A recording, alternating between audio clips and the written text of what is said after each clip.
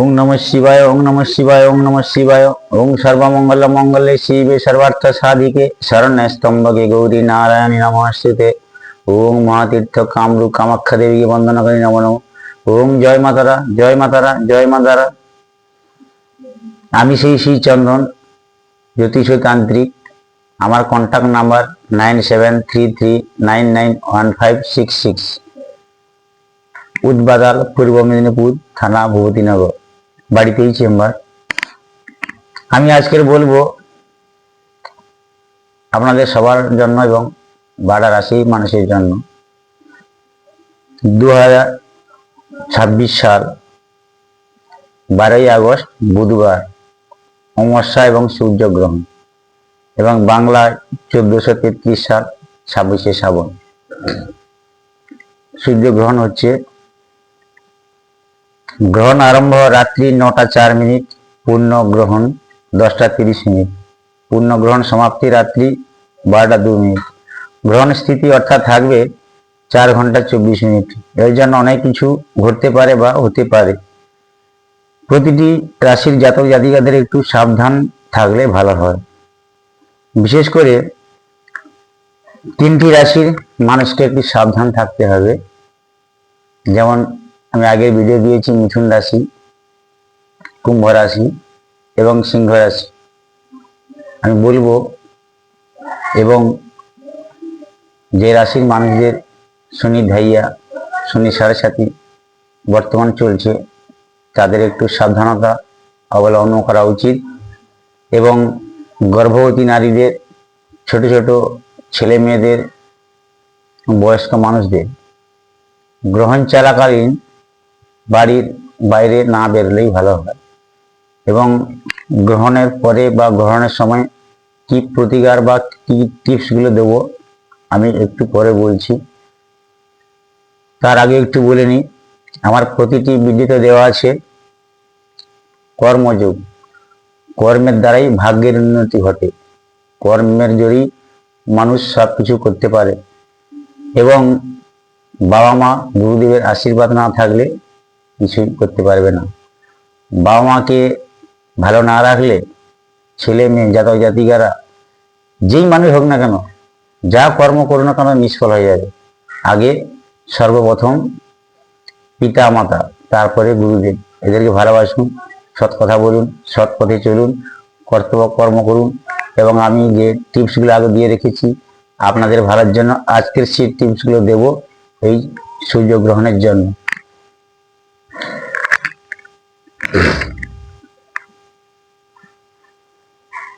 বিশেষ করে কুম্ভ রাশি, সিংহ রাশি এবং মিথুন রাশিকে একটু সাবধানে থাকতে হবে। গাড়ি ঘোড়া, বাইক চালানো বা যে কোনো কঠিন কাজ থেকে বা যে কোনো ইনভেস্ট থেকে বা যে কোনো লটারি কাটা থেকে বা যে কোনো ব্যবসা বাণিজ্য ক্রয় বিক্রয় থেকে এই গ্রহণের সময় সাবধানতা অবলম্বন করতে হবে, নাহলে সমস্যা বা বিপদ ঘটতে পারে। এবং যাদের শনির সাড়ে সাথী, শনির ঢাইয়া, তাদেরকে বিশেষ করে সাবধান থাকতে হবে। যেহেতু ভারতবর্ষে সূর্যগ্রহণ হচ্ছে, কিন্তু এখানে যেটা দেখতে পাচ্ছি ভারতবর্ষে বর্ষা হচ্ছে না। না হলে কি হবে, আমরা প্রত্যেকটি মানুষ সৌরশক্তির নিচে আছি। সৌরশক্তি, সূর্য সব থেকে বড় তাপ অগ্নিকারক গ্রহ। 9টা গ্রহ, আমরা 12টা রাশি, 27টা নক্ষত্র পাই। এই সূর্যের নিচে থাকা মানে গ্রহের প্রতিফলন। তার একটা বিশেষ ক্রিয়া এবং বিক্রিয়া থাকে, এগুলো আমাদের মানতে হবে।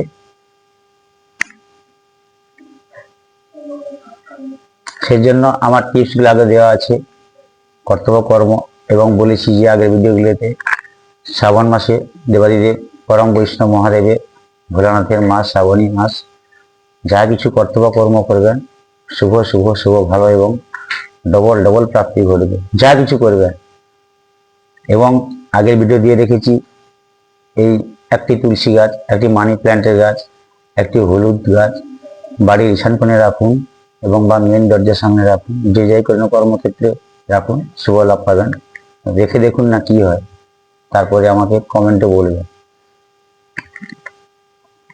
এই গ্রহণ চলাকালীন বা গ্রহণের পরে আমি অনেকগুলো টিপস দিচ্ছি ঘরের জন্য এবং প্রত্যেকটা বাড়ির জন্য কি কি টিপস করতে হবে। গ্রহণ চলাকালীন বা গ্রহণ ছেড়ে যাওয়ার পরে আপনারা বাড়ির চারদিকে গঙ্গা জল এবং তুলসী পাতা কর্পূর মিশিয়ে চারদিকে ছেটাবেন, নম্বর 1। নম্বর 2 হচ্ছে ধূপ ধুনো জ্বালাবেন।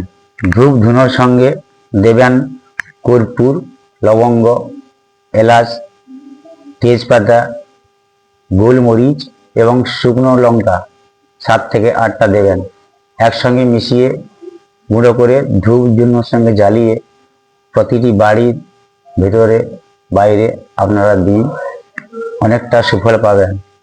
এবং গ্রহণ ছাড়ার পরে পরের দিন সকালে বাড়িতে কুলদেবতা ঠাকুর বা গ্রহ বিগ্রহ থাকলে যাদের যেরকম আছে প্রতিটি বাড়িতেই করুন।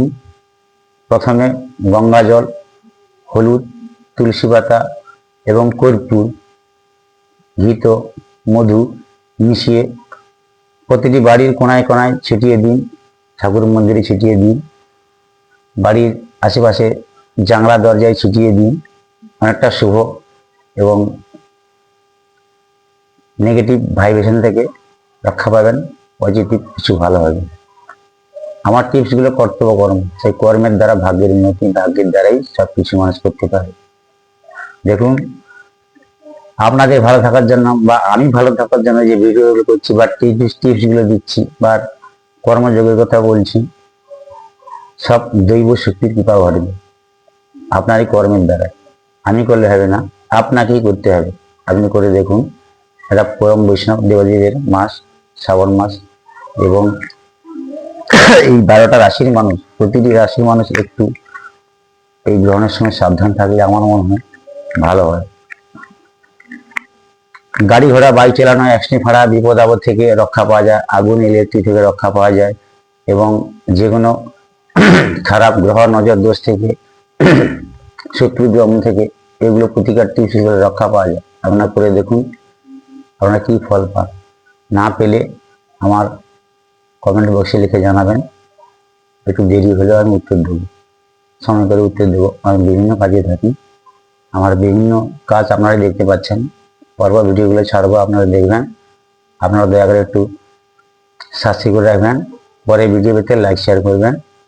আপনারা ভালো থাকবেন, আপনার আত্মীয় স্বজন বন্ধু বান্ধবদের ভালো রাখবেন, আপনার সংসারকে ভালো রাখবেন, বাবা মাকে মানবেন, গুরুদেবকে শ্রদ্ধা করবেন, সৎ পথে চলবেন, সৎ কথা বলবেন, এবং যে টিপসগুলো দিলাম, যে কর্মগুলো কথা বললাম, আপনারা গ্রহণ চলাকালীন একটু সাবধানতা করে মেনে চলুন। দেখুন আপনাদের অনেক ভালো হবে। বেশি কিছু বলে ভিডিও বড় করবো না। আমি মহাদেবের কাছে একটু প্রার্থনা জানাই, এই 2026 সালে সারা বছরে 12টি রাশির মানুষকে যেন মহাদেব ভালো রাখেন, তাদের মঙ্গল করেন, ব্যবসা বাণিজ্য, আয় ইনকাম, পড়াশোনা, ছোট ছোট ছেলে মেয়েদের অ্যাক্সিডেন্ট ফাড়া, বিপদ আপদ, সকল কিছু থেকে মহাদেব রক্ষা করেন। মহাদেব আপনি রক্ষা করুন। যারা যারা নিত্য কর্ম করবে তাদেরও দেখুন, যারা করবে না তাদেরও দেখুন। তোমার কাছে